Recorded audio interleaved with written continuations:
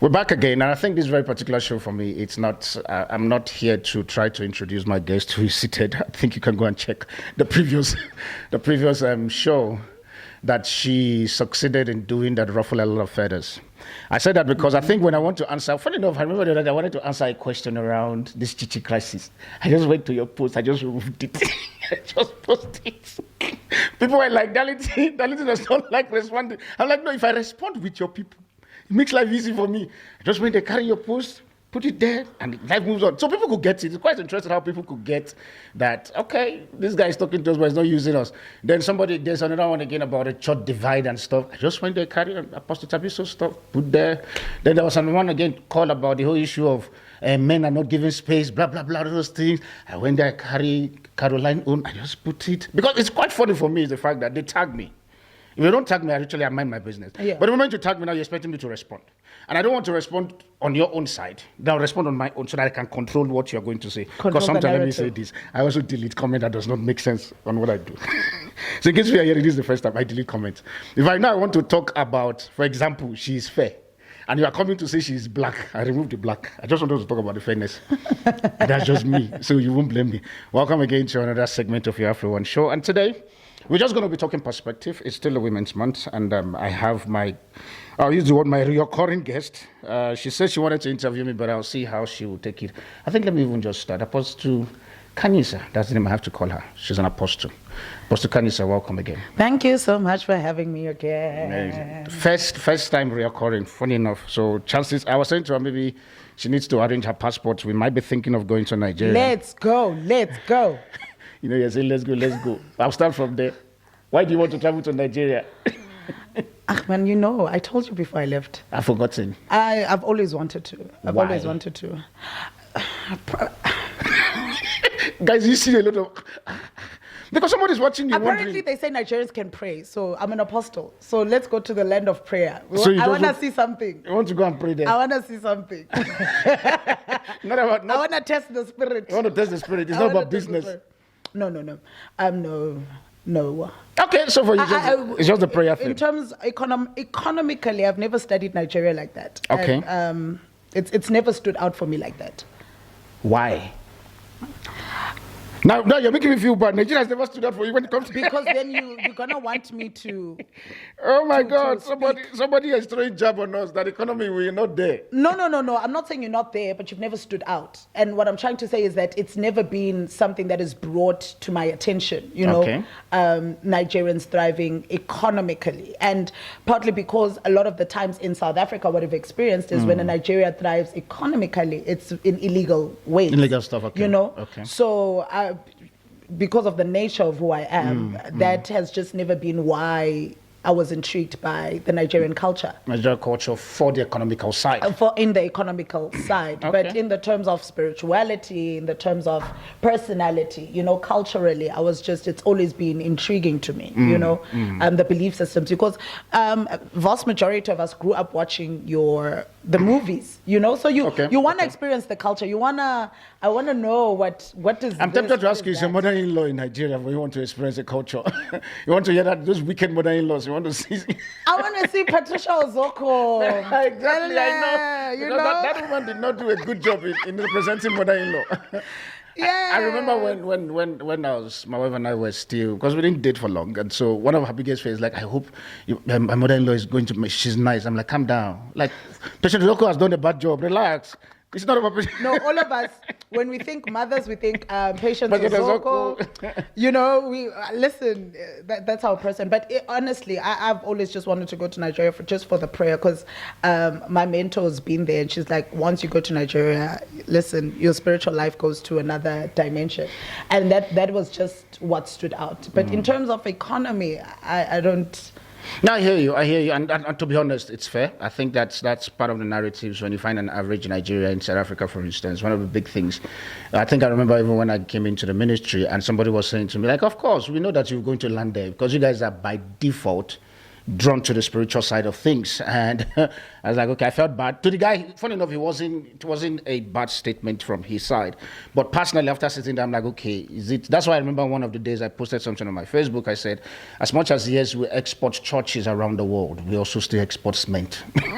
I said, because we use the cement to build the churches. So somebody was laughing, like, no, Darlington, you know how to have a comeback. I'm like, no, you won't put me. You know how to clap back. I like, you won't put me in there. No. But you are always fighting for Nigeria, right? Mm-hmm. You just always a brand ambassador for Nigeria. Now I know for Africa. That's why I'm wearing the map for Africa, but mostly for me, what I've seen is just how you. Well, lately Nigeria. Allow me because that's your home. No, it's fine. So I want what do you want to see happen? Yes, I hear you about collaborations, but what does that look like? What does that collaboration look like? For Nigeria, for Africa, for Nigeria and South Africa. When you cry for collaborations and you because that's your cry, that's what you stand for. You want us to collaborate, and I want to understand what does that look like. Good question. One of the things for me that stands out when I advocate for Nigeria is I understand that, yes, Nigeria, we're intelligent people, we're smart. The ability for us to dare, we're not afraid. Sometimes people have mistaken our confidence as being arrogant. And so because of that, when I talk about collaboration, unity, and partnership, is because if you understand the strength of what Nigeria brings on the table, regardless of the weakness, and hear me, I am not saying that don't consider the weakness, because the truth of it is the fact that in business time, you must expropriate all angles to be sure of the person you are doing business with. Of course. And so I'm not saying don't, but the ability for us not to major on the minor and minor on the major. Because most of the times we now focus on the criminality activities of so-called Nigerians. And then when you're meeting a Nigerian like Darlington, for instance, who probably may be able to help you facilitate your business trading in Nigeria, Ghana, Kenya, and Namibia. Now, because your mind is telling you that Nigerians are criminals and stuff, then you've locked yourself out. Now, in terms of partnering and collaborating, what do I want to see? I want to see tomorrow where the partnership between anyone in Africa is not dependent on their nationality. Okay. But when you throw nationality to me back, I have to respond again. Yeah. Because you brought nationality to my face. So I have to respond. The whole question, for example, with the Chichi crisis and all of those very particular things that happened, it's a nationality stuff. I was quiet for the longest of time. I was quiet and I made peace. And the next minute, people were tagging me, Darlington, what do you say here? And I said, okay, fine. I just went, carry your post, one of your posts. I put it, I went there, went down to, I think if I'm not mistaken, Tumi Morake's post. I went to carry Tumi Morake's post where she talks about the whole issue of coloniality, that we have been colonized to make us blacks see each other as different instead of seeing ourselves as being diverse, but in each we can form something out of it. And that's how I left it, because Baba, you're calling this thing. Let me show you that there are some of your people who are South Africa who still understand collaboration, partnership, and unity. So the Nigerian discourse for me there in terms of, I want to wake up one morning and see that Sly, which is you now, you have a business or you have a ministry in Nigeria and in Ghana, and you're literally doing well. That's the thing for me. And not you going to Nigeria, then the next minute I think, if I go there now, they're going to give me drugs. It's a narrative that has been peddled. And when you think that, then I am now forced to want to find a way of sponsoring your trip to Nigeria so that you can see that, Baba, it's a narrative that has been sponsored to make you think that an average Nigerian you meet on the street is a criminal. Thank you for your question. It's a pleasure. I think I did a good job. Okay, now back to my own question, because you see that's how we flip the side. And when you look at this very particular Women's Month for you and the so-called rhetorics that has been peddling around the women and stuff, what message do you want to send across that is in-depth in your heart that you have not been able to find a way to discuss or to say it with your women currently, especially now that we are about to close the Women's Month? We are not men. We are not? Men. Women are not men. Why do you say so? I'm not a feminist. And I just feel like the feminist movement is pushing us and propelling us to take up roles that are meant for men and should be for men. And we are competing with the male seat. And I feel like a woman should be comfortable in her position as a woman. And we should stop this scratching for the role of a man, you know. We've become very masculine. Yeah, but there's a saying that says, what a man can do, a woman can do better. No. So how do you... No, it's not true. See, now you're going to make me say things that people don't want to hear. That's no, the but problem. that's the essence. You've It's not just true. You've just thrown Nigeria at me true. now, praying woman It's at you not now. True. Okay, I'm listening. It's Shoot. not true. I'm gonna go to the church because that's my only It's defense. okay. Go to the church. It's fine. I don't want the corporates to come for me and say, "Oh, she's saying this. She doesn't understand what it feels like to be in the boardroom." But the chances are, well, you know, in the boardroom, you were in the financial space before let me tell you something. Yeah. I went to a conference, right, a women's conference, and this lady is a big exec in the corporate space, big exec, and she was giving off a speech. And it was beautiful. I loved it. I'm like, she's a well-off woman, well-known even, well-spoken.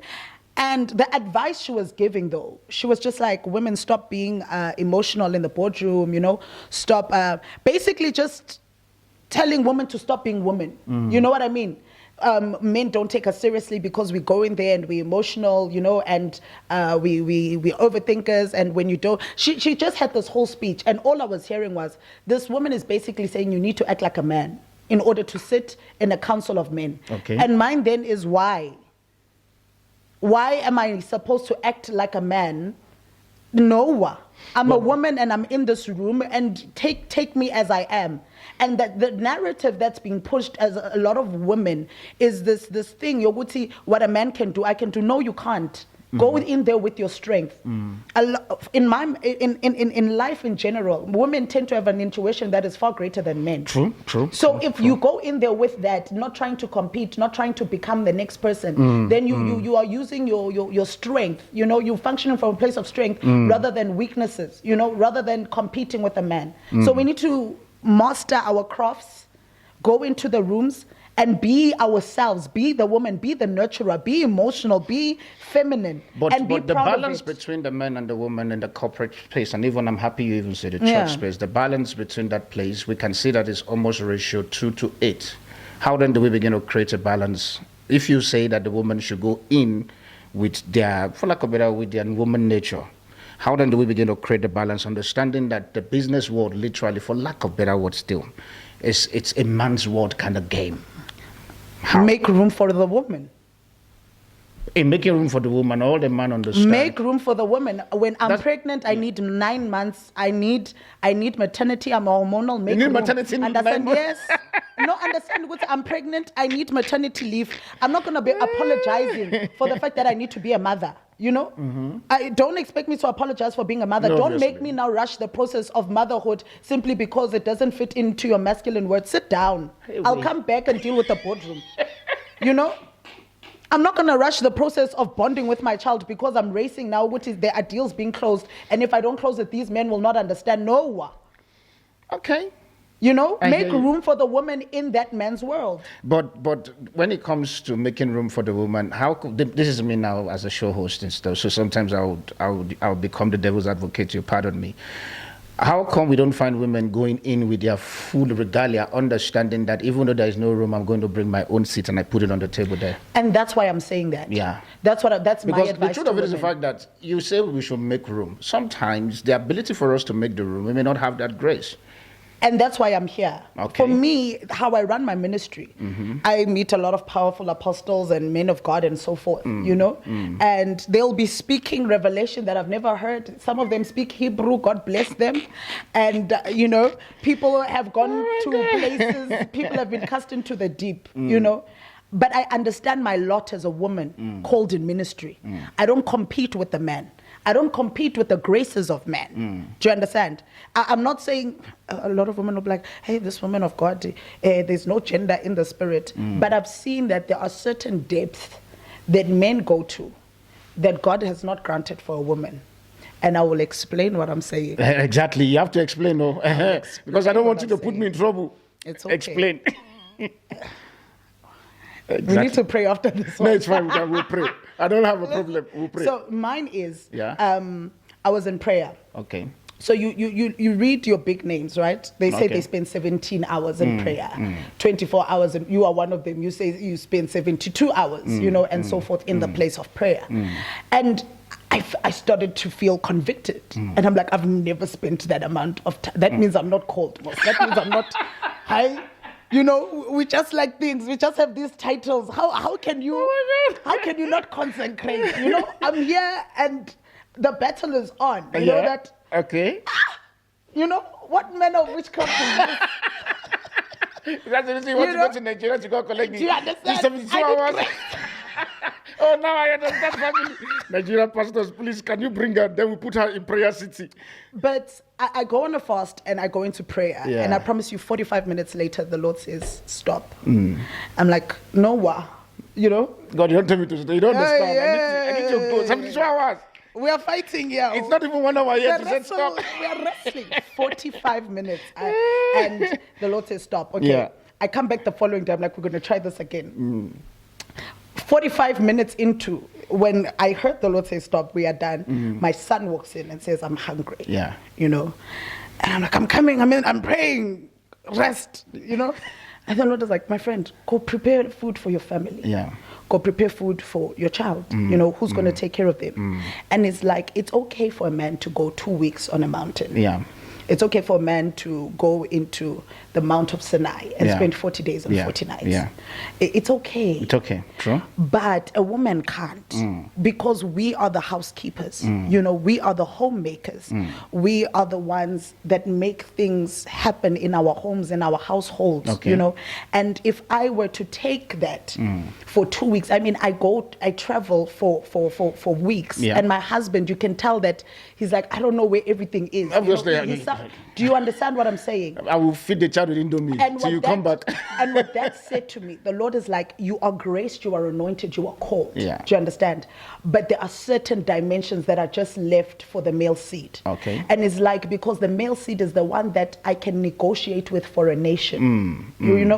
This is why you find your Abrahams were the ones that were found in the place of prayer negotiating for Sodom and Gomorrah. This is why you find your Moseses, because to take over a city and a land, there's a kind of consecration that is needed that cannot be found necessarily from a woman. And I'm not saying, listen, if there are women that have spent 40 days, 40 nights in caves.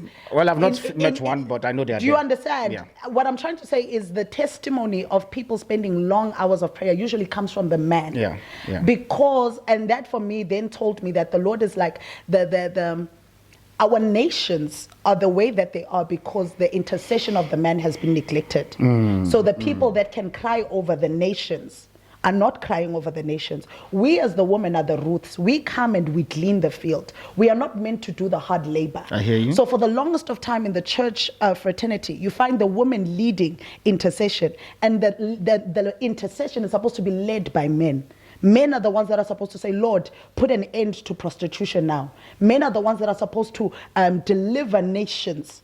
The woman comes and then takes care of the work that the man has done. So the man is more or less the harvester and the woman is exactly. We come behind you to glean, to perfect the work that you've already put forward. Do you understand? This is why most ministries, when the man and the woman are in alignment, there's just a beautiful flow to that ministry, because the wife knows her positioning. She's not competing with the man. And the man is not competing with the woman either, because their graces are understood. So we're living in a time where people think just because you have that grace, I deserve it too. Just because you can pray, it's not about that. You need to understand your positioning and your grace to function from that place. So when I say make room for me, I'm like, I know how I'm operating in my ministry, and I know what I'm called for, and I know what I'm here to do. And the biggest mistake we also find is that we all want to be the same. True. And that's not because true. Because when you say so, the thing that is in my head now is the fact that if you know what you're called for and stuff, how come you're not communicating that part more? But instead of that, you are blending with the narratives that is around out there. That's the thing. And I believe that a lot of people don't know that. They don't know the essence of their calling. People are battling with it because the problem is people are comparing it to the next person. So instead of sitting down to find out who they So are. I sat down a long time ago. I had a conversation a long time ago. I had a very proper sit down because I wanted to make sure that when I meet a Darlington that comes and says, this is what you are, if it's not, I must not be confused. True. I went as far to investigate, am I a Sangoma, am I this, am I that? No, it's not in my bloodline, it's not in my lineage. Father, I thank you. I'm saved by the blood of the Lamb. Do you understand? I hear you. So these are roles that we don't want to speak about in the church, and we become very emotional when addressing it. It's like the thing about a woman should not preach. Yeah. And you hear, oh, but Paul was addressing the church of Corinth. But tomorrow you'll be speaking again the words of the church of Corinth. Yeah. The Lord shall do, what is this? What no eye has seen, what no ear. Yeah. Oh, but that one is not for the Church of Corinth. The one about the women is for the Church of Corinth. So you have a selective hearing. You've got a selective eye.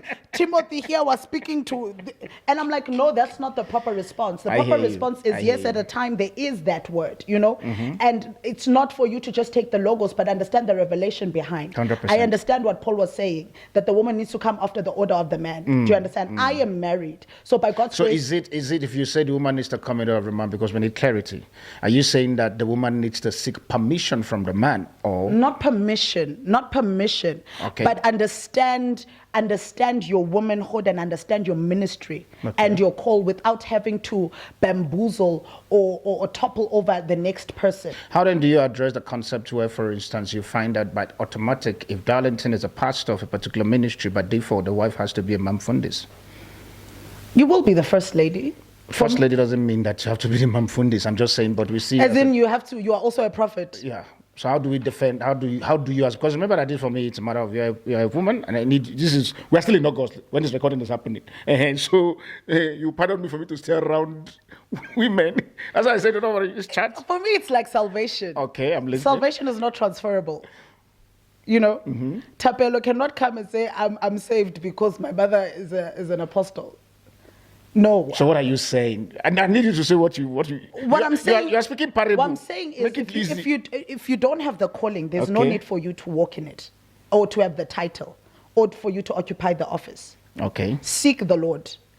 I'm mentored by radical people. I'm mentored by weirdos, and I love it. So because I find myself in the same place where I'm the one called, my husband is not. Okay. Do you understand? But it's not an issue.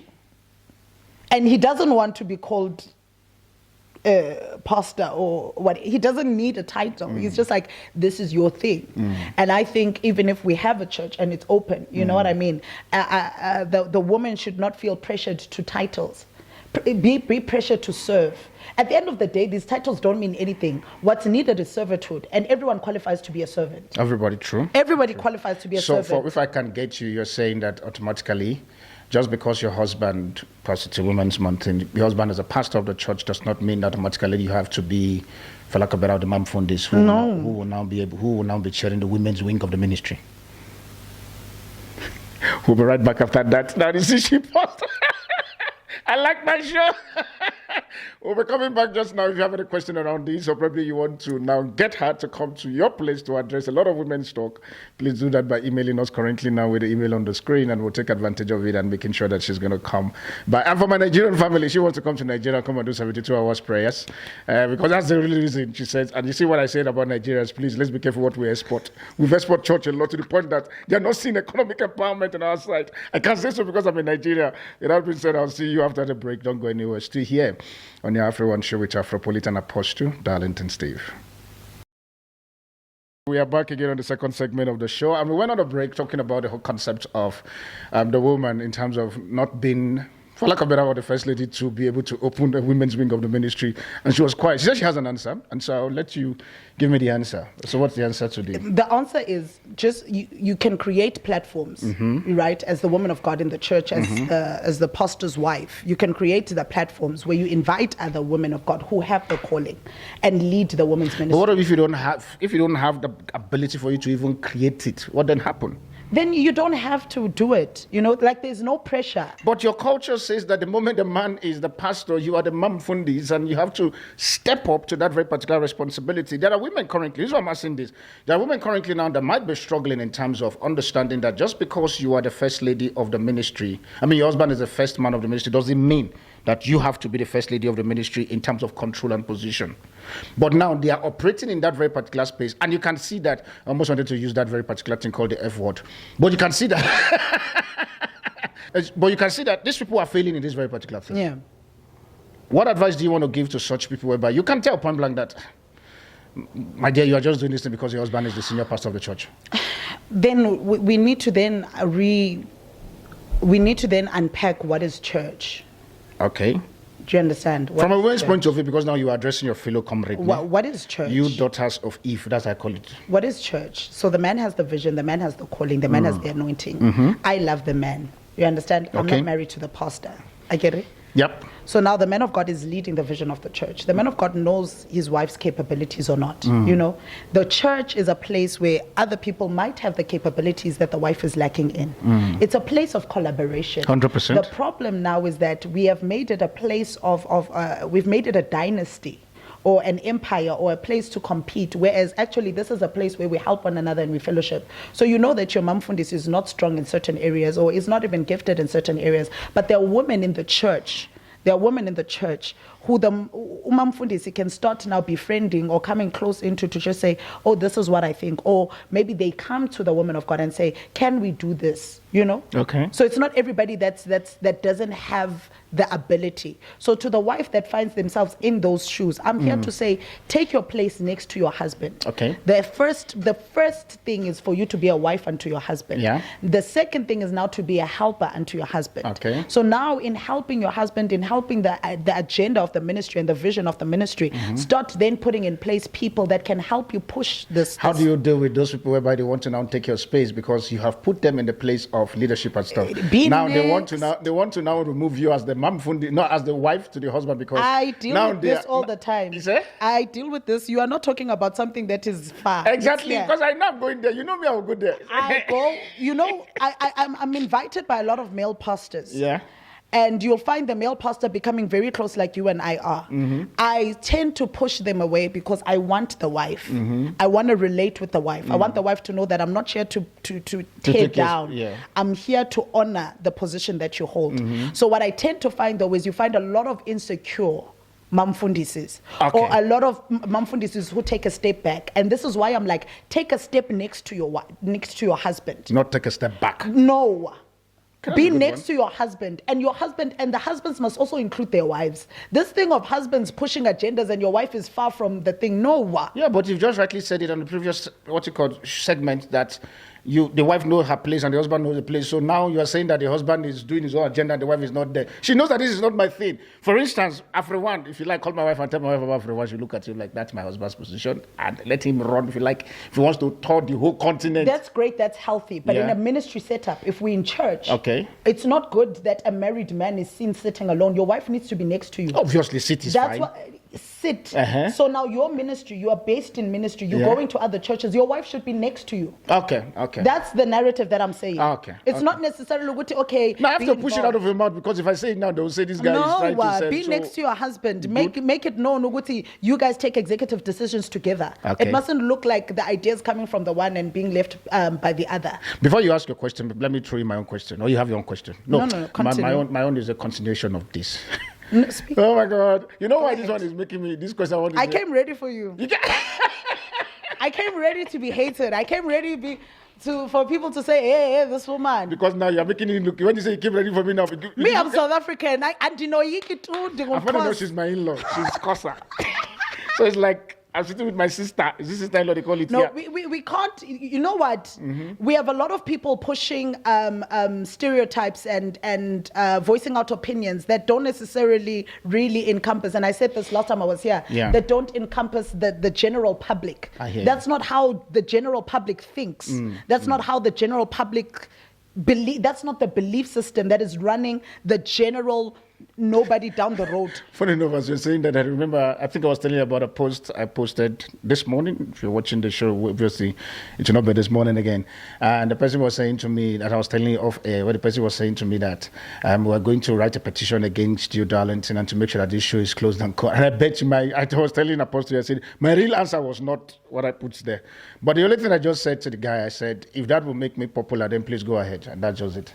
The reason why is because for me, when I said that, and to people watching us now, currently now, you may not like the green, white, green flag that is here, or you're asking me why is that it's an African flag in the studio. Now, let me say this in a very polite way. It's none of your business. I promise it's a very polite way for me to answer that. That's the only polite I can actually find at the moment. It's none of your business. You have to mind your own business. And in minding your own business is the fact that you need to find something for you to be very constructive with, so that you can then begin to find your own voice. If your own voice is for you to write a petition to bring another fellow black person down, then that's your own voice and stuff. But please do me something. If you want to write a petition, please, and I'm saying this because I have seen some certain things, permit me not to mention name. I have seen some certain petition that was instituted by the so-called other race, but they instituted the petition because they could see that the narratives is now being saying by the blacks, but they don't have the boldness to start a petition. So they start it and they leave it in your hand for you to now bring the fellow black person down. So if you know you want to start a petition against somebody, please do me a favor. And I'm saying this because I want you to start something. Start the petition. Let your name be there by, created by, and not just sit and hand behind the shadow. Otherwise, I promise you, you are literally contributing to the failure, for lack of better word. Let's start a petition. Let's start a petition against Orania. And that's what you should be doing. Tell them. No, did you see? There is an all-white Afrikaans university. I lost my mind. Now that is a good petition to write. It's like what year is this? What? But and then somebody defended it, and it's just like, no, the Afrikaners can do it, right? So they should do it. And I'm just like, why? But if you look at it also, there's a post I put also on my TikTok, and this very particular Afrikaner guy was saying that, and I bet you that post was a two-way side. The post there says that the schools that South African black and quote inherited was literally the school system that was created by the so-called white Afrikaners. Yes. It says, but you guys come into the system, then you have not created your own school. You have not done your own stuff. It's 30 years stuff, and yet you are coming into our schooling system and to tell us that the schooling system we created is not good, but yet you are not doing your own. No, when the guy said that, I remember I kept quiet like this. I was looking at them like, okay. No, that thing is causing a lot of, and one of the things that you can go on my TikTok, you see it. A lot of people I could see, obviously different opinions around, yes, but you guys own our country for almost 400 years. How do you expect us to catch up within the next 30 years? And that's stuff? True, though. Which is one. Then the second one again and here's the thing. Yeah. Even in the 400 years of them having the country, right, owning South Africa.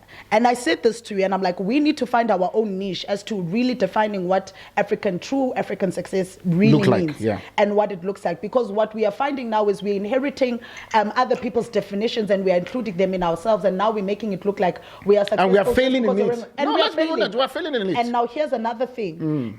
In the 30 years, the white man is still the one calling the shots.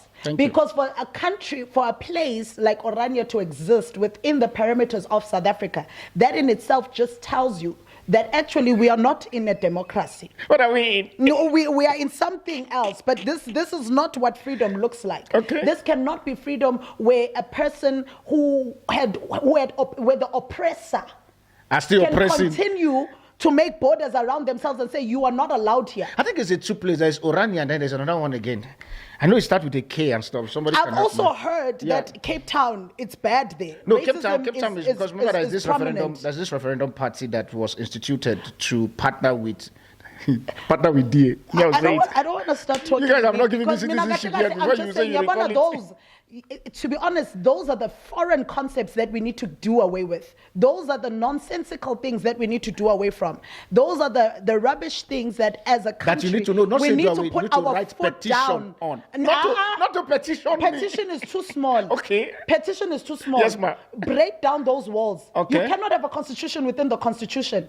You cannot now come and tell me that you are not allowed in this place. By 5 o'clock, you have to leave. That's Orania. White people. This is a white people only place. What year are we living in? 2014. You come here and you are building a university, an Afrikaner only university. Where are we? Yeah, but the What question are we they'll doing? ask you is why you're not building your own black university? Why? Because there's no need for it. Because there are already institutions that are put in place. There are higher institutions. There's Witwatersrand, there's UP. There is no need for it. What they No, are when trying you say to the word perpetuate- Witwatersrand, Exactly. that statement already shows that it's a white school. There's already. Let's discuss this. We are already in a place whereby it's so hard for children to qualify to get into these higher institutions because the white man has put those gatekeepers. They've been doing gatekeeping. Okay. The child goes and studies. It's hard for them to get a job because already the white man has put in place another gatekeeping. You need this kind of expertise in order for you to get hired in this to get into the corporate field. Yeah. You know, so they're already gatekeeping, and now you go as far as now we just want to make it even more exclusive. How much exclusivity is a person allowed to have? Because we were told, I don't know where they were when Nelson Mandela said we are a rainbow nation. Yeah. Unfortunately, I don't know where they were. No, They were we Cape are Town. left. We are left. Yeah. We are left wanting a kumbaya South Africa, Yeah. saying we are a rainbow nation, Yeah. and then the people who should actually be the forerunners of the rainbow nation and be the forerunners of loving black people are here segregating themselves. Kajani. How? Because in actual, they're supposed to be begging for mercy. They're supposed to be saying, no, you know what? Thank you so much. We are still living in this country. My house is still in order. Nobody has taken my house or my riches or my belongings from me. Because, listen, I'm not a fan of Julius. Okay. But at the rate of his policies, certain things, we should be getting certain things back. We should be getting certain privileges. Okay. But we are here, kumbaya. And they are here saying, we don't want you even the more. On whose land? Go to Europe. Go to the Dutch. Yeah, you say you should go to Europe, but you guys now, the narrative there is the fact that you Africans must go to your African country. Tommy, stay. Listen, guys, let them stay. You that wants to create a university, go do it in the Dutch Republic. Go do it where it's But done. it's an inclusive society. It's an inclusive South to Africa, so we Holland. need to have our own fellow Inclusive white. to who? Inclusive with exclusivity. So Yeah, now that- it's like black people stay to your side, white people stay on our side. We want our own malls, we want our own things. And when you No, we're inclusive because I have a staff as a white person, I have a staff who is a black person that I'm paying salary, so I'm inclusive. But that's the only time you're willing to be inclusive, when you have them as a slave. You still want to be the oppressor. When I come there and I'm your neighbor, you have a problem. When I buy a My house, white comrade, I'm trying my best. when I buy a house next to you, Yeah. now the property value of the place needs to depreciate because there are too many black people there. Okay, now you are hitting now you are going deeper. No, we are You're going tired. deeper. You're going deeper. In order for me to sit or be allowed in certain rooms, I need to wear a tie and a thing. If I come in my African regalia, it's not allowed. You know, it's preposterous. Yeah, but that's it's unprofessional. It's culture shaping. The question that I need to ask you is That's why why I'm as we saying, black not- Yabona, now we need to focus on the things that matter.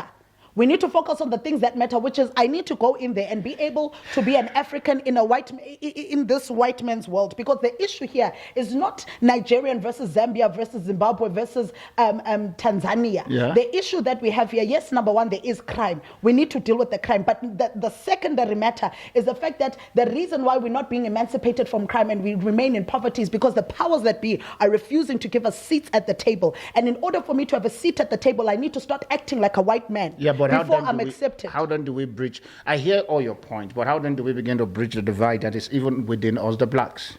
Look at the game that just happened between Floyd Shivambu, EFF, and MK. How do you want to explain that drama? And yet we won't sit at the top there. When we have created our seat, when I look at that, I don't know. I wasn't bothered by it. No, I'm hearing you in terms of the party. But we're talking about inclusivity and also creating our own space as black. And that's why I brought that very particular talk between Julius Malema, Floyd, MK, or whatever you want to call them. This is blacks. And if you notice, I'm not talking about D and all of those things. Yeah. We are still being divided. Look at how the whole coalition game happened. Where, for instance, because of the inclusivity that you were talking about, the ANC decided to go to bed with the so-called guys who rebranded their name, called Democratic Alliance, who put us in slavery, dehumanized us, give us an education that is substandard, that tomorrow when they say bring a 5 years business plan, you cannot write it because you don't know what it means. And yet we went to bed with them.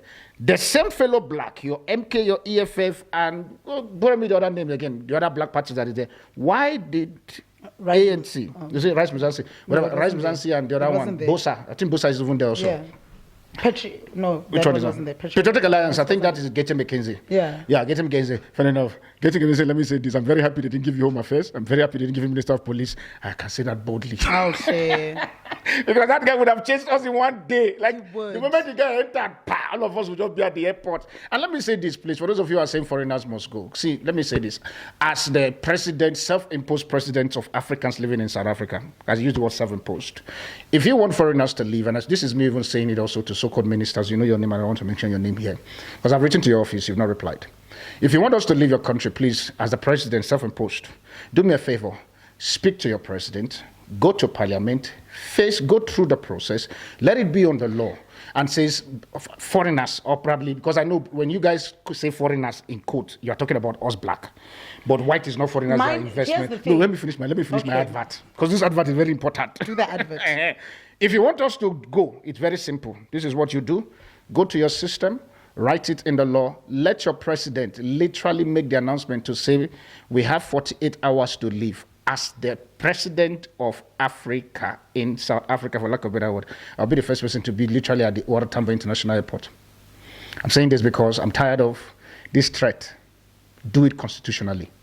Don't just ask us to leave, do it constitutionally. And if you do it, I bet you'll be so shocked how many people, including those who have citizenship, yeah, they will leave. All I'm saying is the fact that let's do things by the book. What my friend here, Apostle Khanyisa, is saying here, I totally agree with you 100%. But the only part there for me is the fact that if we blacks are not going to come together and begin to see that regardless of the fact that you are MK, EFF, is it COSATU, whatever political party and stuff, we are black, our common enemy. You know, when I saw a particular article of Van Rook, what is Van Rook, the guy who orchestrated the apartheid system, he says, no, let's give them political power. In 30 years, they'll bring it back to us willingly. Literally. That guy, if that guy is alive, I would have gone and given him prophetic seed. Because he prophesied and it happened. If he's alive now, if I know his family, somebody, if you know his family, please help me. I will go and give his family prophetic seed. Because he said it. He said, no, give them political power. In 30 years, they will turn back and bring it back to us. Didn't we give it back to them now? We did. And yet the guy is not praying and binding the devil. He's not speaking in tongues. Mine, though, is that, just to come down a little bit, it's not about leaving. For me, the most important things is when you come as a foreign national into the country, at least better it, don't worsen it.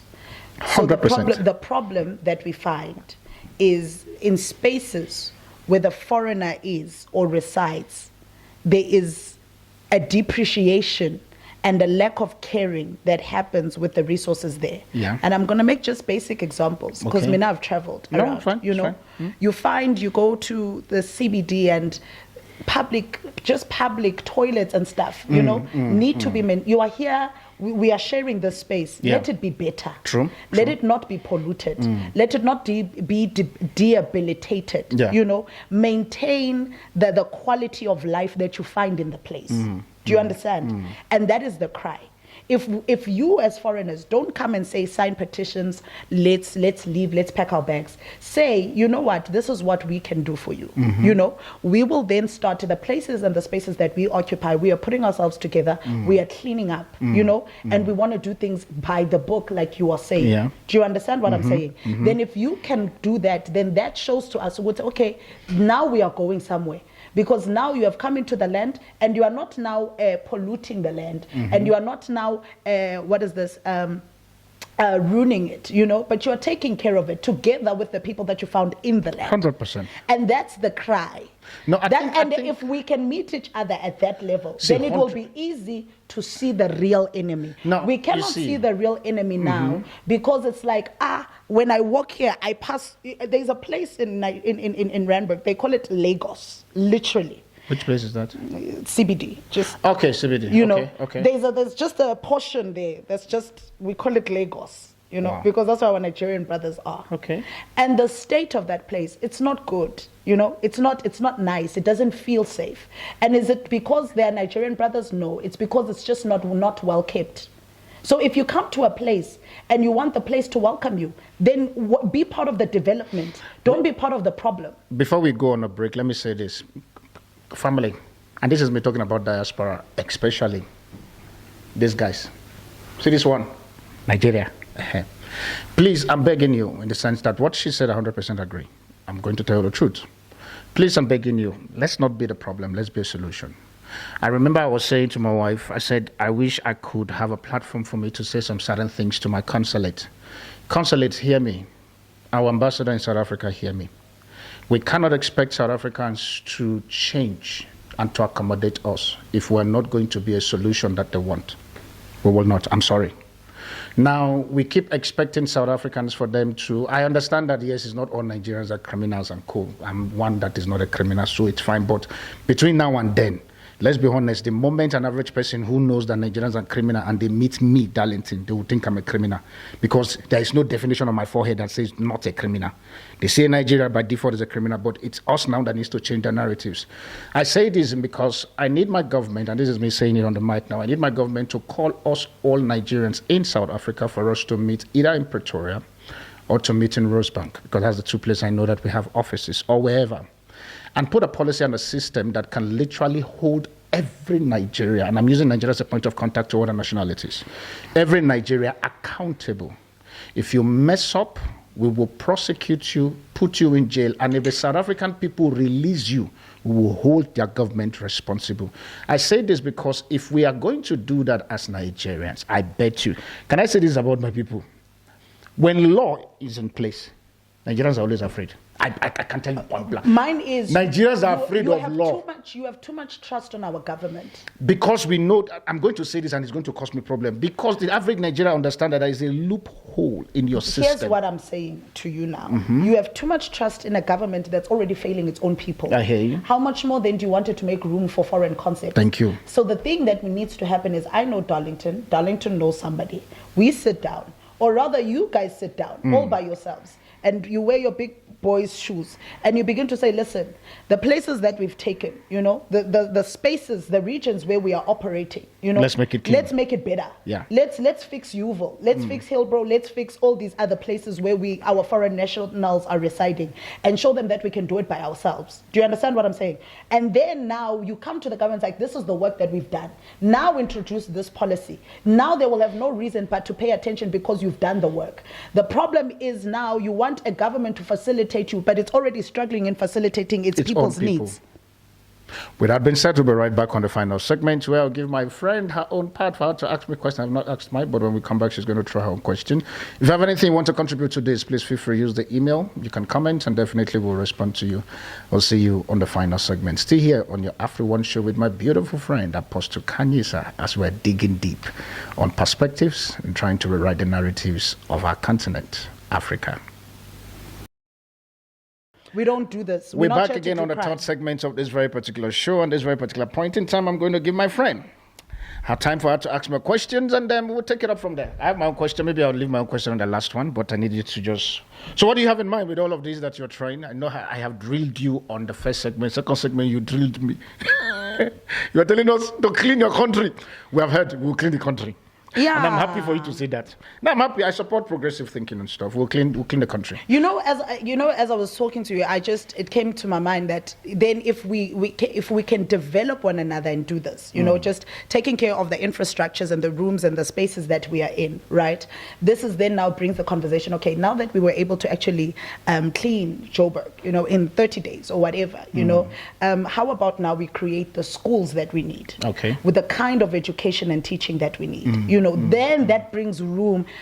We want to win the big things, but we're failing in the small things. True. And if we can just start the small hurdles to just show that, because I hate that a black person's success is defined by how much whiteness is in it. There's a lot of Western in it. And so mine is, if we can just start now by saying the same way that the Afrikaners sit down, and we say, actually, we don't even want your communities, we don't want your regions. We just want our own places and our own spaces as well, since you've made it exclusive to yourselves. Ukuthi now we're creating opportunities and we're making room of opportunities for one another. But the question there is this. Do we have progressive minds of people that will come together? We do. But make it attractive for me. How many in terms of proportions are we saying? How many? Once you start developing a place, once you start developing a community, once you start making change in a place, significant change, people want to listen because people want to do better. People want their children to live in a world that is better. Do you understand? So if we can start, like I'm saying, with just these small steps, you are like, okay, Oga, who's the Oga of this region, you know? But I think also for me, when I see people who spoil things, especially this is me now bringing it to nationality now. Some, of course, I have to now be careful. Some Africans in Africa who spoil things. I think it's a fact that they've not been able to own up that this is their country.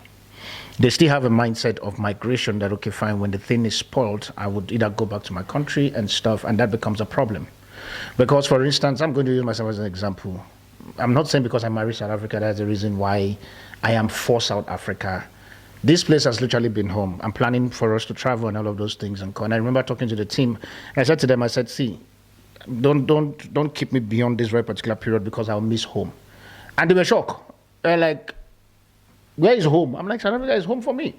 And so because of that, my investment and everything is literally here. And knowing that this is home for me, this is where I am, this is where I'm making my bread and my butter and stuff, it's my responsibility for me to clean it, to repair it and all of those things. The thing there is, and this is me looking at the camera, have you made the country where you are currently residing as your own?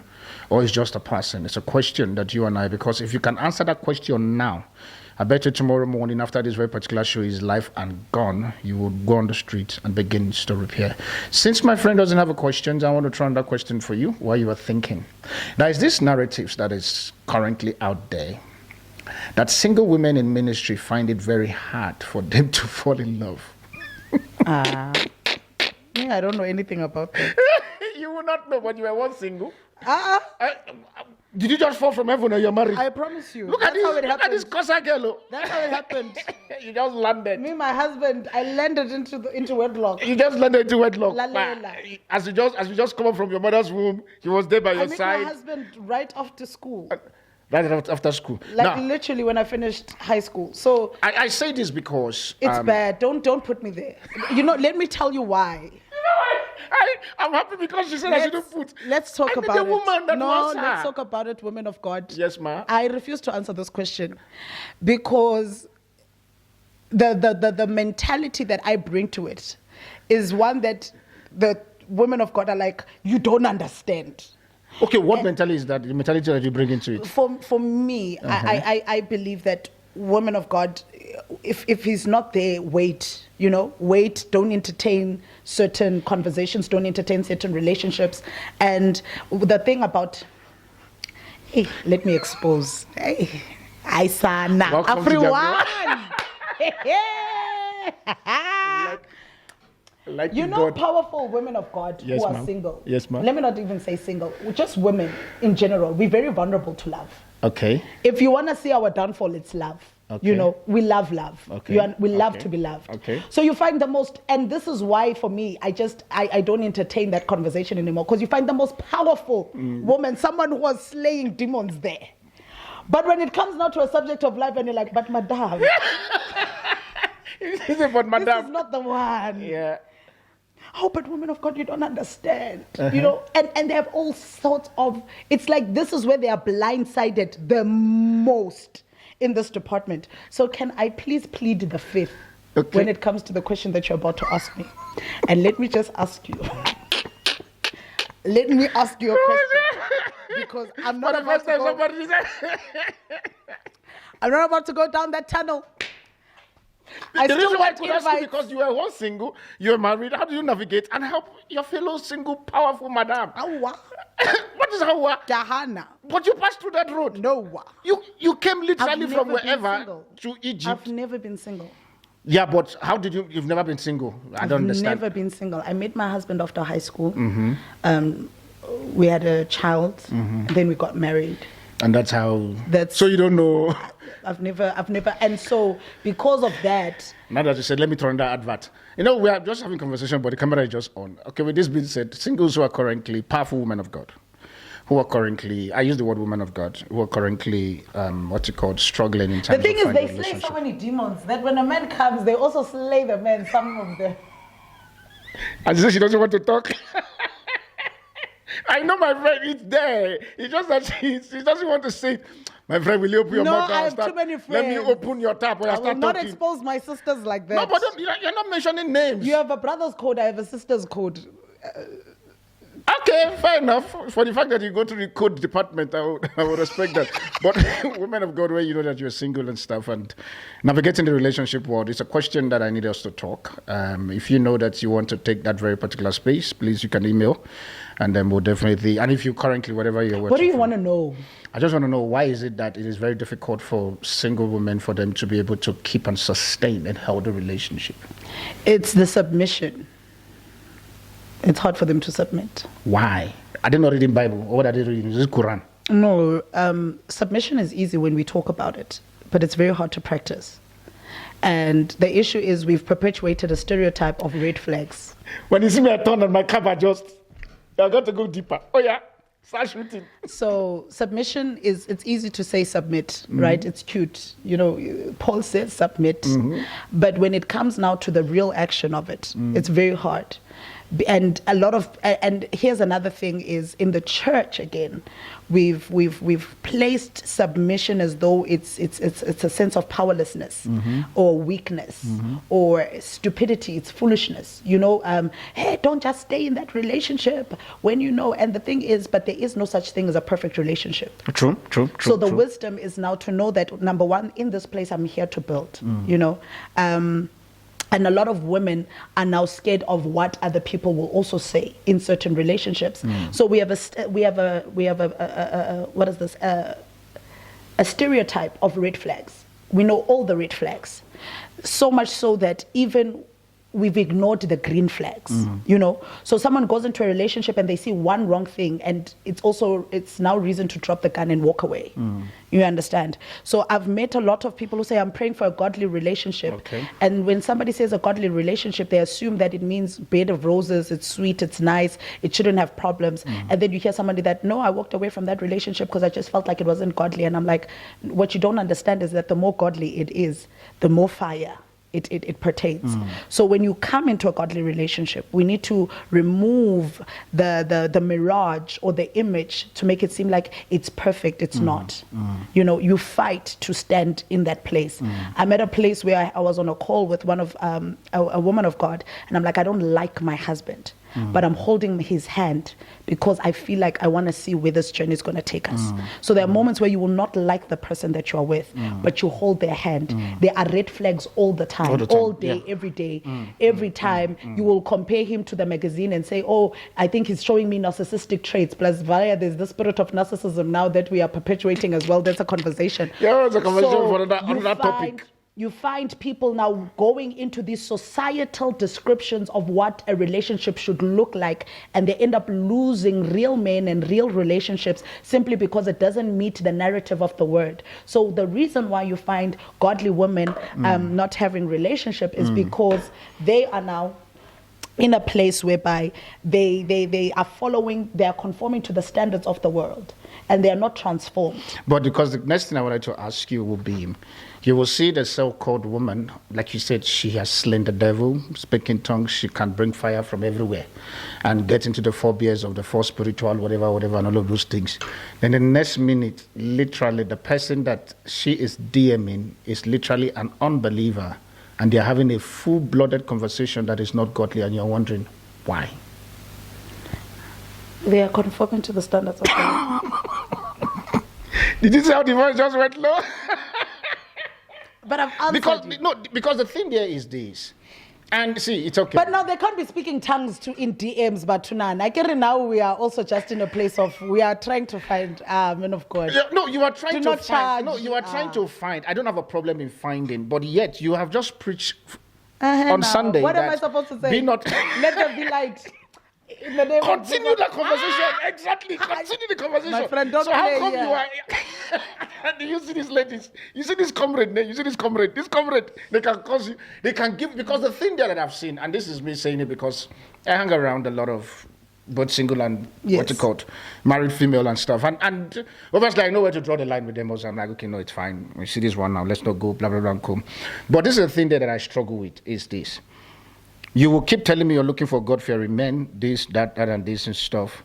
But literally, the thing you are telling me among the God-fearing man and this man that you are telling me is not God-fearing, because I know that this guy is not 1, 2, and 3. Now, that is one. Then number 2 also, sometimes you hear conversations around, no, but he's sponsoring my ministry, and so because of that, I just don't know how I fell in love with him and all of those things. I'm like, but there's a guy who is paying literally the highest tithe in your church.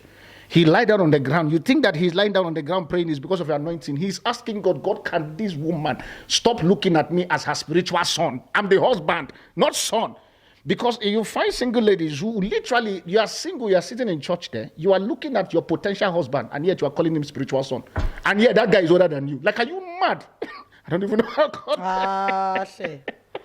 But I hear what my question there is now, your question is valid. How can we get our ladies who are single? Because it's a serious problem they are facing.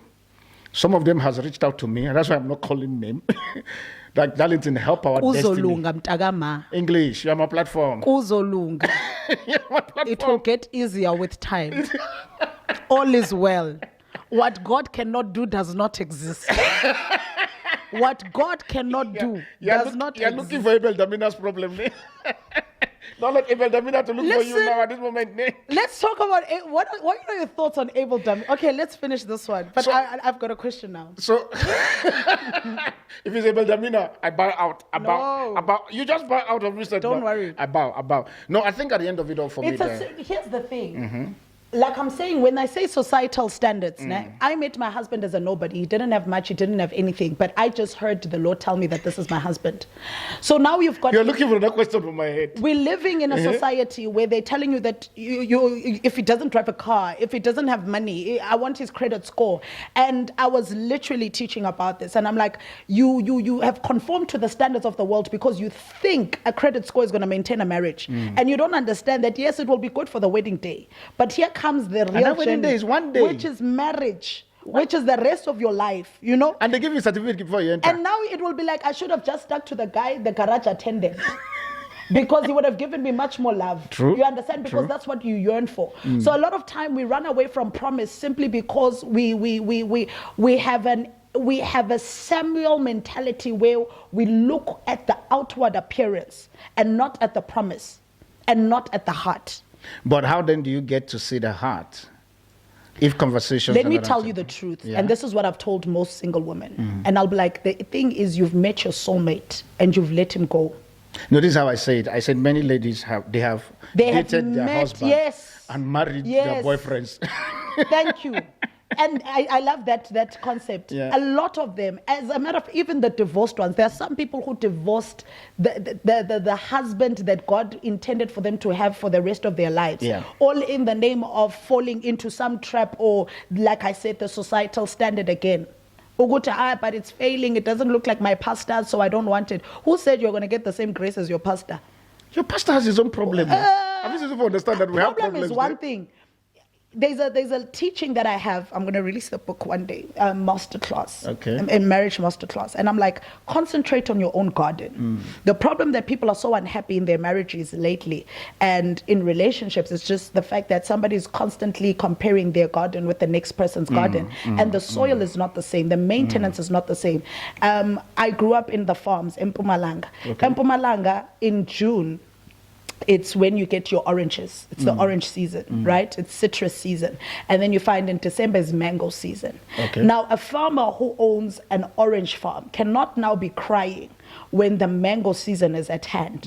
And we find people who are constantly comparing their seasons and saying, but you find that actually what you have is an orange farm. Take care of your oranges, focus on your oranges. The season for them to be ripe, for the season of harvest is coming.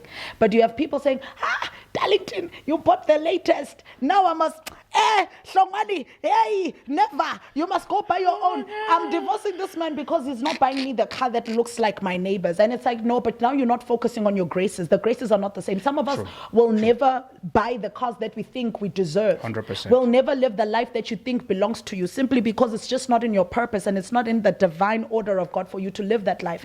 Because you are going to get it and it's going to kill you. You are going to get it and then you uzoba in an accident for that because God is just like, I'm just preventing this. I don't want want your life to be cut short because I've got so many things that I want to show you. Aye. So people need to calm down. People need to stop comparing other people's materialistic greatness or blessings and think that it also belongs to them. And if they don't have it, that Then means they are something not is wrong with blessed. them. No. Because That's of the my spirit time? of jealousy. One last thing. The problem with a lot of people is that they say they're suffering from depression. No, Chami, you're jealous.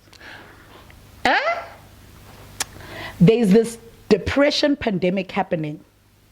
And I'm here to say, yes, there are people who have a chemical problem in their minds, but 80% you have just looked for final trouble. 80% of you, it's just suffering from jealousy. You're just jealous that someone else is progressing and you are not the one getting celebrated. Is that your final pattern? Because that doesn't look like a nice ending.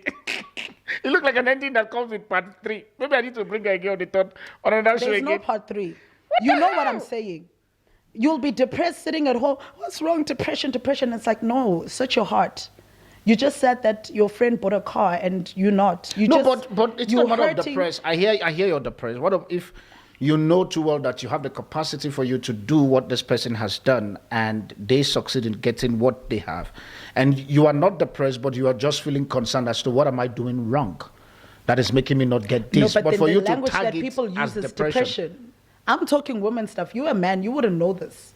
Well, at that moment now you've kept me quiet because it's women's stuff. It's women's month. It So let me is. respect And I'm myself. here to say to you, celebrate the stuff that you have. Be content with what you have. And it's okay that it doesn't look like your neighbors. And it's okay that sometimes you feel like you're falling short. It's okay that you feel like yours is, the next person's is greater than the other. Instagram life is not for everybody. As a matter of fact, it's fake. These people don't even own the cars that they're driving. So you shouldn't be sitting at home and feeling incompetent and feeling less than just because you don't have a certain car or you're not buying a designer bag, and that makes you now feel like you are incompetent and you're less than. No, you are not depressed, Chomi, and stop being jealous. Start congratulating people. Say congratulations. It helps. On that very particular note, we've come to the end of the show. Because I don't know what to say at this moment. I wanted to ask her what to advise, but she has already advised people. No, the advice is say congratulations more. Congratulate people. Say thank you more. Oh my God. But nonetheless, I really appreciate you for coming and maybe... And to the single woman, they must celebrate people that are married. And stop being jealous of people that are married just because they are single. It's sana. Yeah. Listen, it's a lot. No, you came, ne? It's a lot. Kuningi. No, she came. I wasn't expecting it. She came. I thought that she was coming for us to just have a chill conversation. She was telling me that when we were coming upstairs, she's like, no, I'm still feeling sleepy and cold and stuff. Does this look like a sleepy person? Yeah, and we are building an African university as well. You see? AfriOne University. Come on. We're coming with that. AfriOne We are University. too intelligent. We are too brilliant. Do you know how many scientists we have in the African fraternity? I think for me, it's not even the university. For me, it's owning our own platforms. You see? For example, let's be honest. Let's remove Diamond Walk there and put David Tlale. You know? Exactly. And put Pase Khontle and put Refule Mokwa and who are all these other designers. Yeah. Let's remove those Balenciagas because they're not there in their countries. In Italy, when you go there, when you're in France, they don't have David Tlale's boutique. They don't have... It's because they know we are consumers now. Remember that African has been tagged as a consuming continent. We are boycotting the Diamond Walk, Chomi. Come on, Now, we that's can a do good this. petition. That's a good petition. Let's do this. Hi. You can sign up. Nigerian brothers, stop buying them Louis Vuitton. Go buy them David Tlale. Why do you focus on Nigeria now? Because you guys are, do you know that trend? Akona ma Nigeria. You guys are the ones that are creating because you have too much money. I went to a Nigerian party. You guys were throwing money in a swimming pool. Oga, don't buy hair Louis Vuitton. Buy hair nice. Who's this Nigerian designer? The one that wears nice garment. I think it's called, there's this other one called this guy called Mark. Is it Mark or Mark? Let's do that. But there are a couple of them. Now. All right, family. We've come to the end Italy of this. for what? Can we close now? Europe for what? Now we can close. All right. If you have any question you want to send, and if you want this kind of conversation again to continue as a part 3, because it's not... You can definitely make a request and we'll make it. Thank you, friend, for coming. Thank you for I having really me. appreciate you for coming. And at least thank God I dodged the question that she wanted to ask. And my time is already gone, so she can ask it again. And this is the place where I am the show host. And I'm bringing my man. What is your thoughts on Abel Domina? On that very particular note, I'll see you. Wait. No, there's no thought. He's just a man who's just doing his own thing. Are you not the one who said everybody must come on their platform? We do it like. He's doing his own thing, and I'm doing my own thing. I don't have a problem with him, but I just feel like he should just stop mentioning other people's names when he preaches. Yeah, but maybe that's his style. It's also fine. Like I'm saying, with him, I just feel like the fact that people are giving him attention is what's making, it's not a big deal. He's preaching like any other preacher would preach. I get it, we'll all correct each other on our pulpits. Africa likes trouble, that's the problem. We just like things, we like goboza. Yeah, because we like gossip. It says prosperity does not come from the Lord. And yet the Bible says, I'll make you prosper. I'll see you on the subsequent productions. Bye for now, and God bless you.